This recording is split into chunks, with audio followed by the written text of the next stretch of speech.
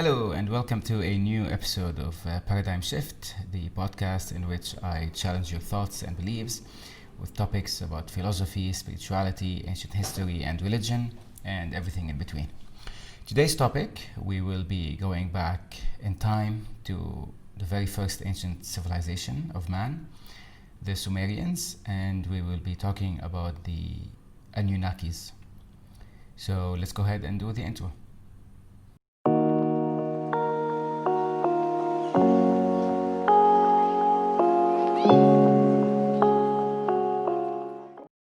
So, who are the Anunnakis? Or more specifically, what are the Anunnakis? The answer to that question is found in ancient history books and in other references that we will get to in a moment. However, to know how the search started, in 1943 there was an excavation in Iraq, which was ancient Mesopotamia. And it was believed that the people who were searching there were looking for the Garden of Eden from the Bible. So they decided to search in different areas, and they stumbled upon a big castle that dated back around 3000 to 4000 BC.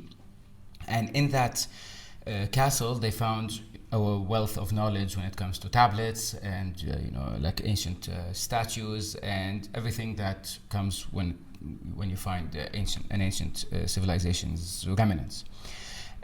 However, what was interesting about this is that they found tablets that have these writings on them, which we now know as cuneiform, which is believed to be the first language of any civilization man made. This is the earliest sign of any written language in history. And in those tablets, they found a lot of information about that ancient civilization, which is known as the Sumerians. They found information about the wars they went through, how they perceived the world, how they would build certain aspects of that castle and different civilization monuments and stuff like that.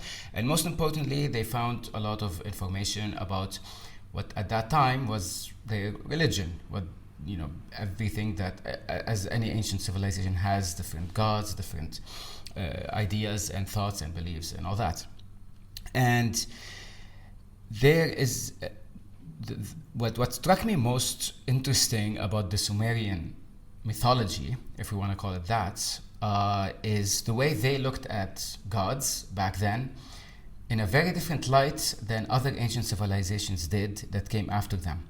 So at the time, or if you want to compare to another ancient civilization, for example, like the Egyptians, they would refer to gods as the beings who live elsewhere, who live in heaven, who live in different parts of the other reality that we know, and they were just separate from us as humans. So did the Greeks when it comes to gods living in Mount Olympus, so did the Romans, so did the Aztecs, and Mayans. Every ancient civilization that lived in those times looked at gods in that aspect. However, Sumerians, which is the first one, is very interesting and very different from everyone else because they saw gods as beings who lived among them, but they came from somewhere else. And they refer to those gods as the Anunnakis. Now, the Anunnakis is the name that they gave those gods, but when you want to translate what Anunnakis mean, it literally means those who descended from the stars. It didn't refer to them as those who live there. It didn't refer to them as immortal beings who are living, who were always there before man was here. The words descended from the stars is a very interesting description to a god, at least to me, because if you want to think as an early man, you're talking around 8,000, 7,000 years old civilization. So the thinking was very different back then, right, than we have now. Why would a civilization at the time, why would a simple-minded human at the time refer to something as someone who descended from the stars if they didn't actually see that happening. But that's, we'll talk about that a bit later. I don't want to overwhelm you with the theories that different scientists and archaeologists have come up with when it comes to this topic. But what I would like to do is approach this whole Anunnaki mythology in a different light. I will be telling you their story, what has been written about them, and when I first start to talk, you will think, I'm a bit out there, a bit crazy, but the more I talk, the more sense it will make. And then you will start to understand that this is a story that I have heard before, but in a very different way.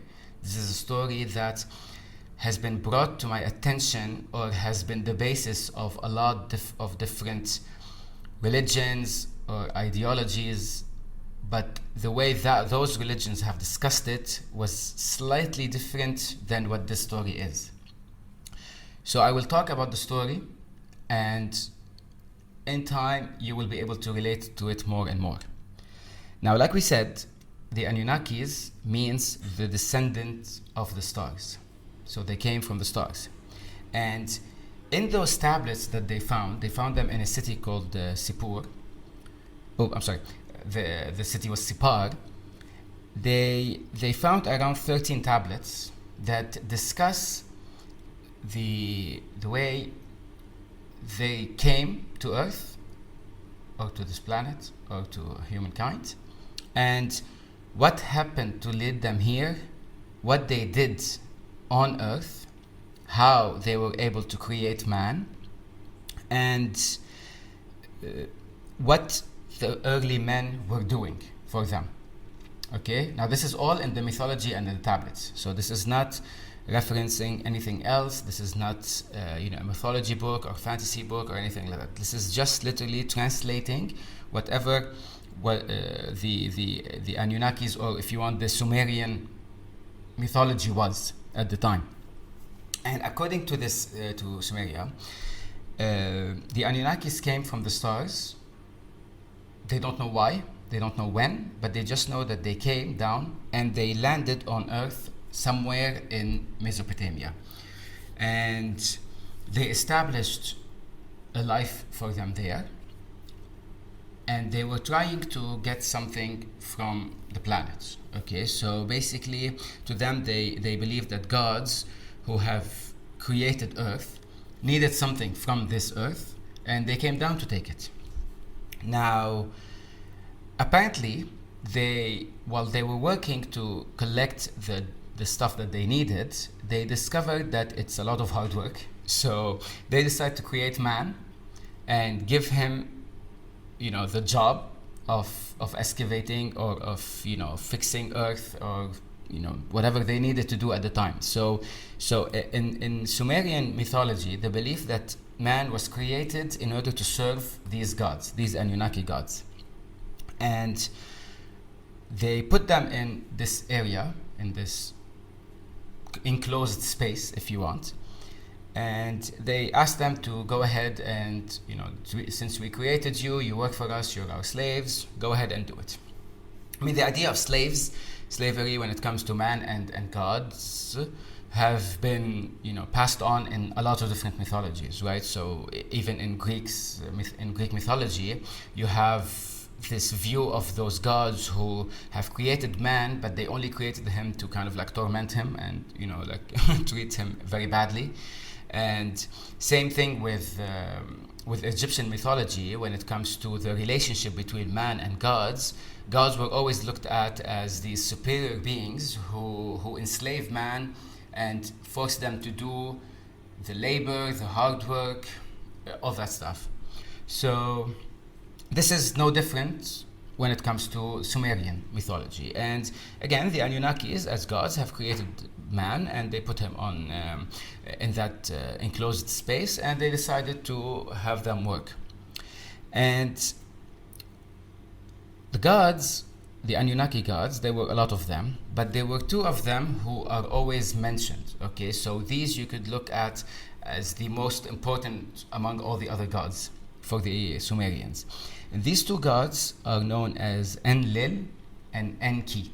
So Enlil is one, Enki is the other. Enlil was known to be the god of the heavens, or of the skies, if you want. He would take care of everything above earth. He was said to live in somewhere in the sky, and he would take care. He was responsible for earth in general, if you want, and if of other beings that were flying, and he would oversee everything from above, and he was the big boss, if you want to call him. And the other one who is also mentioned is Enki. Enki is a god who was known to be basically the god of earth. Okay, he was in charge of earth. He was in charge of how everything goes, who talks to the humans, who puts things in, like in order. He was kind of like the administrator of earth. They had other gods as well, but these two are the most prominent ones.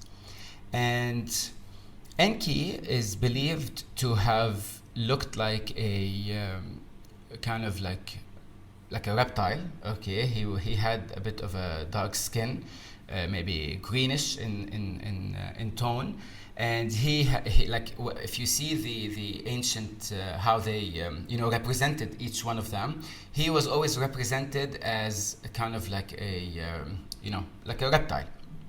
And Enlil, I'm not sure how he was represented, but it's more known that Enki was represented in that fashion.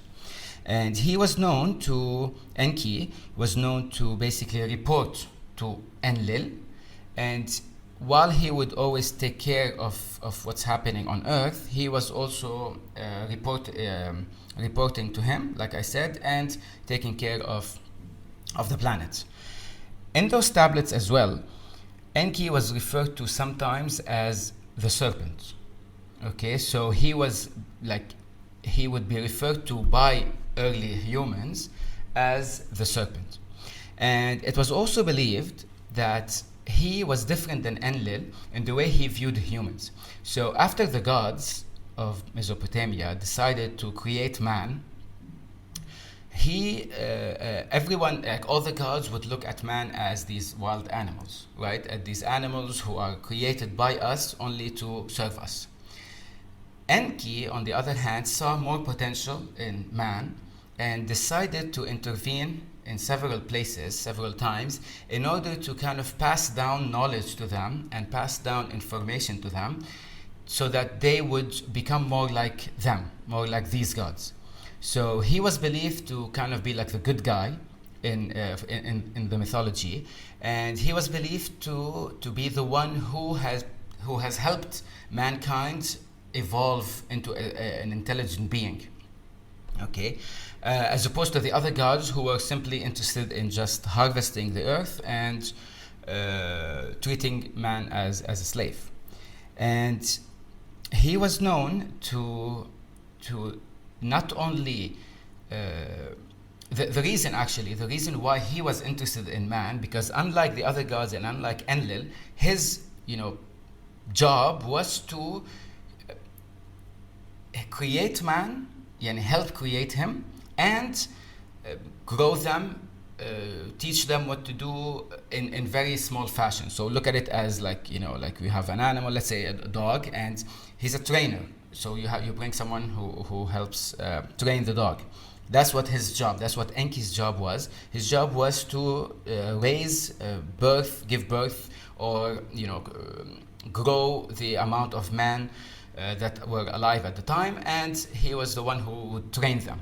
So it is believed that his contact with man softened his heart to an extent and made him understand that there's more to them than just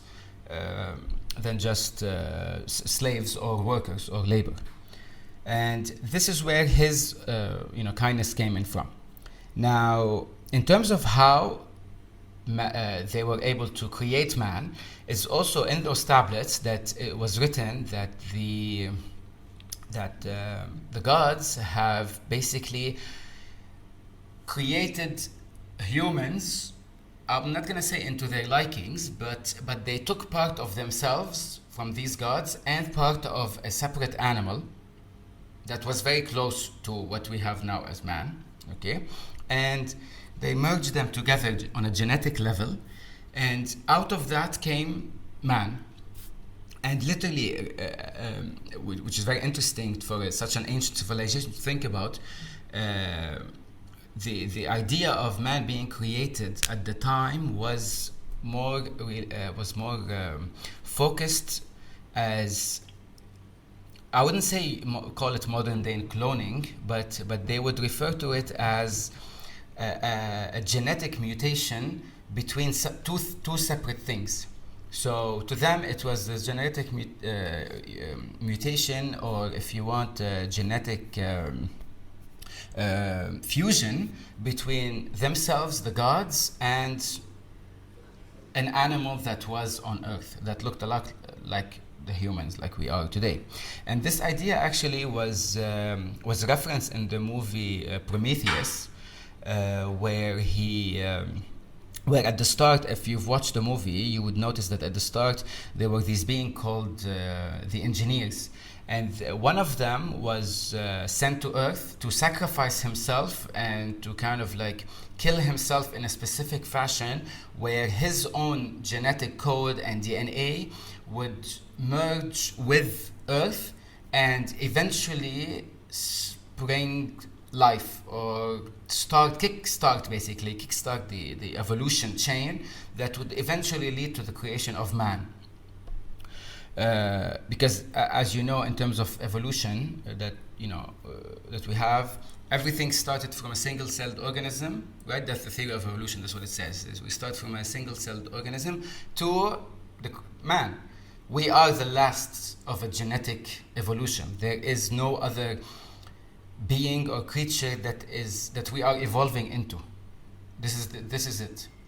So basically it was the kickstart, and this is what was referenced in this Sumerian mythology, dating 7,000 or 8,000 years ago, talking about a mutation or a fusion of genetic codes between gods and man, which led to the creation of humankind the way we are today. Now, this is also a sort of like, if we want to humor that idea for a little bit and discuss how the idea of merging between two separate entities to create man, how we're seeing it today, we can look at, in our DNA, at chromosome 2. And of course, all this information, it's there for everyone to share, to look at and see online anywhere and anytime you want. So this is not a theory. This is not, based on, reading old tablets or, understanding them a different way or something. No, this is what's being accepted today by scientists everywhere.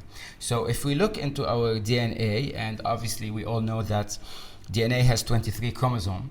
If we look at chromosome number 2, that is a very special chromosome that until now it has raised a lot of questions about its nature, because the other 22 chromosomes that exist in man, which have mutated, which have evolved into what they are today, chromosome 2 is the only chromosome that shows that there was a fusion between two separate beings. Okay, now if a simple search will show you that basically it says humans have only 23 pairs of chromosome, while all other other stuff have 24. But the evidence that chromosome 2 is a result of an end-to-end fusion of two ancestral chromosomes. Okay, so the evidence for this includes the correspondence of chromosome 2 for two ape chromosomes. The closest human relative, the chimpanzee, has nearly identical DNA sequence to human chromosome 2, but they are found in two separate chromosomes. This is the only one that is fused between two. And what we find in chromosome 2 are the things that separate us from every other being that is alive today. Every other being that has ever lived or is alive today, we are separate from it with this chromosome 2, because inside this chromosome 2 is the ability to feel certain emotions and feelings that don't exist among other beings, such as empathy, such as the ability to be aware of your own existence, intelligence, thoughts, and everything that basically has helped man to be on top of the food chain and rule over the earth, quote unquote, is existing in this chromosome 2. So this chromosome 2 is a very, very special chromosome. And it comes from fusion of two separate beings. And it's fascinating to me that it has been referenced, or not in this fashion, but an ancient civilization with such limited knowledge would know that we are the mix of two separate beings without actually knowing what those two separate beings are. Now, when it comes to the Anunnakis, going back to our original topic, when it comes to the Anunnakis and how they are separate from every other mythology or religion, we find that whatever is written in their scriptures is something that has been adopted by a lot of other religions, especially the Abrahamic religions. The Abrahamic religions, being Christians, Muslims, and Jewish or Judaism, have based their entire belief system on several books that have been written before. We're not talking about mythology, we're not talking about tablets or ruins on the walls. We are talking about religions that have their entire ideology written within, let's say, the Old Testament in the Bible, the Torah, the Quran, and items like that. And what struck me as the most interesting, and why I decided to look and to research the Anunnakis more than the others, is how similar what the Sumerian mythology mentions is to what the Bible and the Torah mention.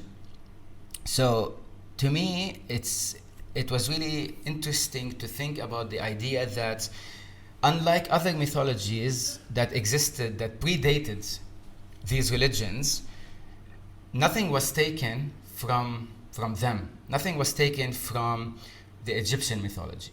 Nothing was taken from the Greek mythology.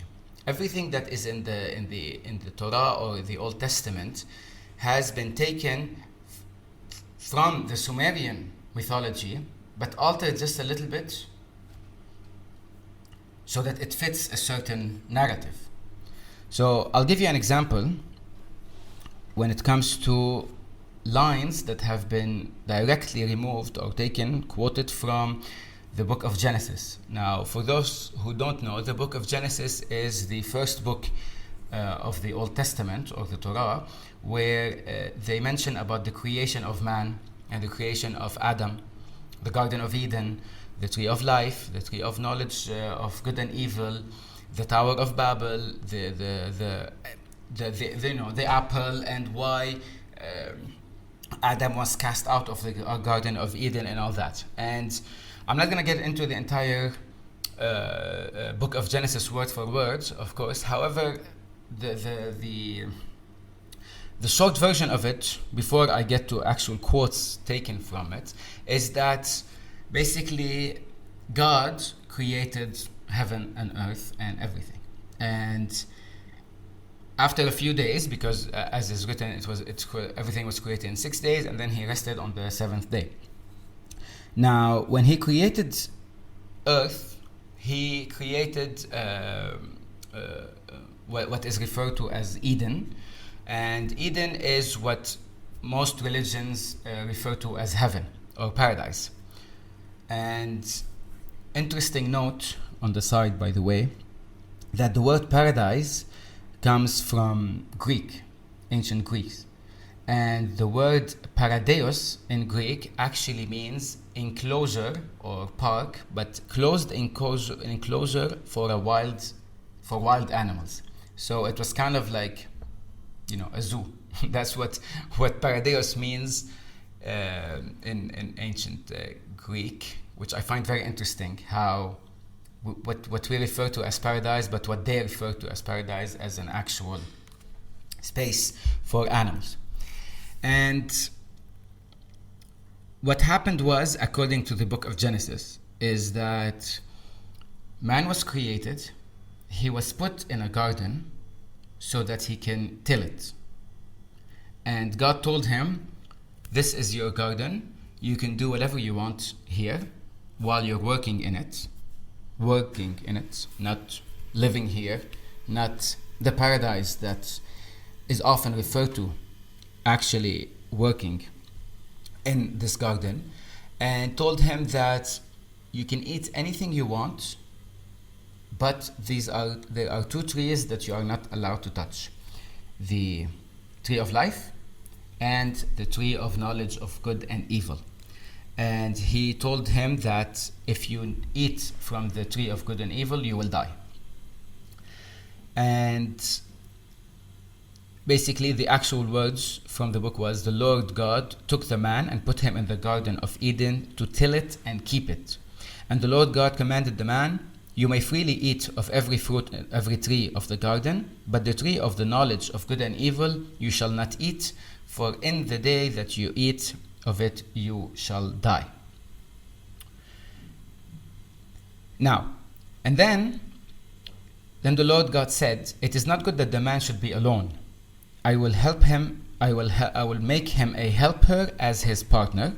So out of the ground the Lord formed every animal of the field and every bird in the air and all that. But then the Lord it said that the Lord God caused a deep sleep to fall upon the man, and he slept. Then he took one of his ribs and closed up its place with flesh. And the rib that the Lord God has taken from the man, he made into a woman and brought her to the man. I find this very interesting, that what's accepted and basically what's written is that God has created everything in existence according to the book of Genesis. So this God has created everything in existence, including man, but when it came to creating woman, or as we know her as Eve, he took part of man, to create her. Honestly, this looks to me like a very scientific approach to things and not a very creation approach to it. I know I might piss off a lot of people by saying stuff like that. However, what I'm referring to is the idea that God has been referenced to be the creator of all things, but when it comes to actually making another human from the first human that he himself made, they are more in line with what cloning is than what creation is.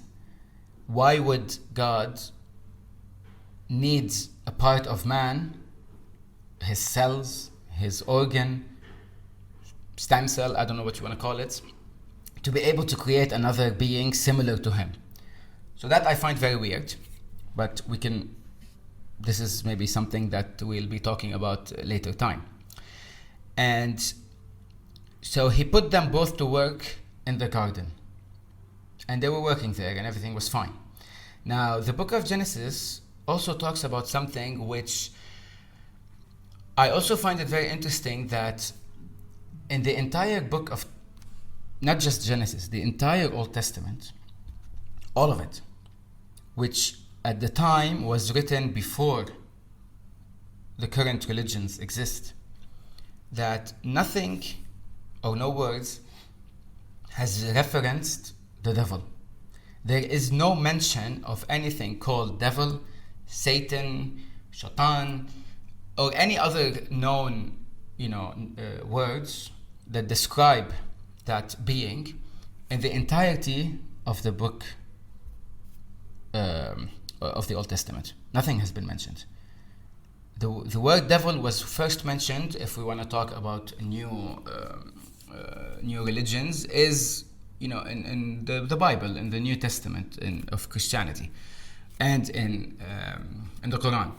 But the word devil has not been mentioned in a book that has been around for more than 5,000 years. I find them very interesting, and you would think something like this would be more, prominent or more talked about, but it's not. Even in the book of Genesis, when what we immediately think of as, this is the devil who came and tricked Eve into eating from the tree and eating the apple, it's never referred to as the devil. What is said is, now the serpent was more crafty than any other animal that the Lord God has made. He said to the woman, did God say you shall not eat from any tree in the garden? This serpent is referenced also in the Sumerian mythology, in the Anunnakis. He is what Enki is referred to as the god who has, the best interest of man in his mind, and he was referred to as the serpent in both books, one to be the Sumerian mythology and one in the book of Genesis. So why would it be mentioned twice? Why would he be mentioned in the same manner that the serpent came and talked to them? And in the book, the woman said to the serpent, you may eat, basically the woman said to her, we may eat the fruits of the trees in the garden, but God said, you shall not eat of the fruit of the tree that is in the middle of the garden, nor shall you touch it, or you shall die. And the serpent would reply that, no, you shall not die. You will actually, if you eat it, your eyes will be open and you will know good from evil. Now, again, this falls in line with the Sumerian mythology that Enki, also known as the serpent, also known as the administrator of earth, wanted man to gain more knowledge, and doing that would help man evolve into a smarter being. And in doing that, he was defying the orders of Enlil, also known as God. So if you can see, the similarities are too strong to ignore between two different religions, one of them claiming that this is how man has been created. When we talk about the Abrahamic religions, everything is referred to as God, the serpent, Adam and Eve, Garden of Eden is referenced in both mythologies, referenced in both ideologies, with slight variations, but the basis of it are basically the same. And to continue with what was said, I actually believe I'm kind of crossing the time for the... Okay, so I'm gonna end it here, okay? At a very high note when it comes to comparison and similarities between the two religions. And I'll continue this in the second podcast, part 2, and I will be talking about more similarities that exist and how it can be applied to today, what kind of implication it had on mankind as a whole when it comes to who was told what, how did we evolve, how did we grow, and what is the basic, the lesson that we have here, that what should we take away from it. So stay for part 2, and I'll see you soon.